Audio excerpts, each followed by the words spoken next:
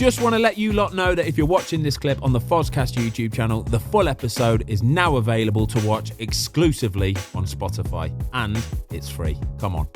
Do you ever think we'll get to a point where this is kind of like mad evolution of goalkeeping, mad evolution of football in general? Here we go. Do you think that we'll ever get to the point where you'll have two goalkeepers who are both seen as first-team goalkeepers, first-choice goalkeepers, but whoever plays on that Saturday or whoever plays in that game is dictated by your opposition? So if you're playing against a team who, you might have two goalkeepers who are very contrasting goalkeepers. One's incredible with his feet. One is big, bold, dominating, takes crosses, makes saves.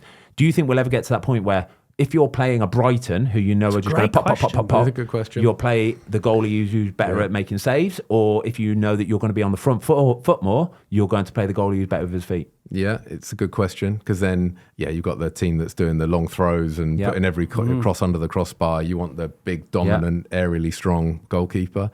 It could, look, football's kind of, because it's going back to the data side of things, it is so scientific now, where there's like algorithms there where you can effectively put a team out and it give a prediction as to what a score might be. So in theory, you could then do that. I think the mentality around goalkeepers would need to change for that to ever happen. Because at the moment, and maybe this is where we're a bit old school still, where it's like, you got your number one, you got your number two, you got number three. But it has Whereas happened, actually, Rich. some of the, maybe some of the foreign managers and people that see it differently is a bit like, well, no, I don't have a 1-2-3. I just play who I want to play at the weekend. We have seen this, though. We have seen elements of this with penalties. Yeah. When they bring it. So True it has started, and then because there's now 5 subs, right?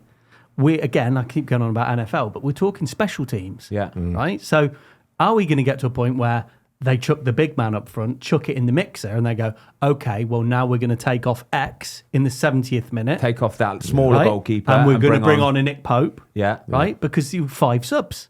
Mate, it's got. I think this has got something to it, genuinely, because take a goalie who's not going to be, who you know is not going to be a goalie who's going to come and take crosses. Say even like a De Gea or something. If you've got De Gea playing in that game, right, and it's the 60th minute, you're 1-0 up, and then all of a sudden they bring on a Rory Delap, the opposition does, and they bring on Niall Quinn up front. Yeah, and they bring on Niall Quinn up front, or Big Erling Haaland up front. They bring it on. They know for a fact that ball is getting zinged under the crossbar. They're going to chuck it under the crossbar. They're going to put every ball into the box. As a manager, it would honestly be fairly sensible if you've got a Nick Pope sat on the bench, to go, I think I need to bring Nick Pope on here, because David De Gea is going to struggle like mad.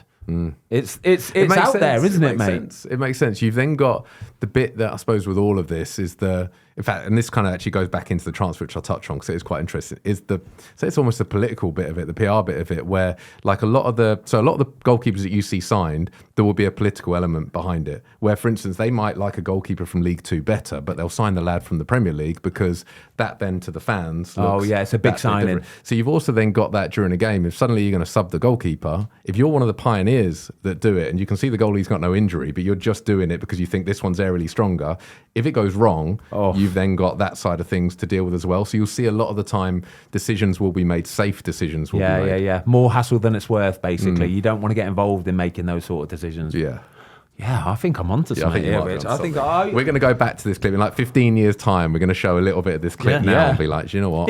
It's Ben logical. Foster. It's logical, isn't it? Yeah. At some point, like you said, Ben, the evolution of the game.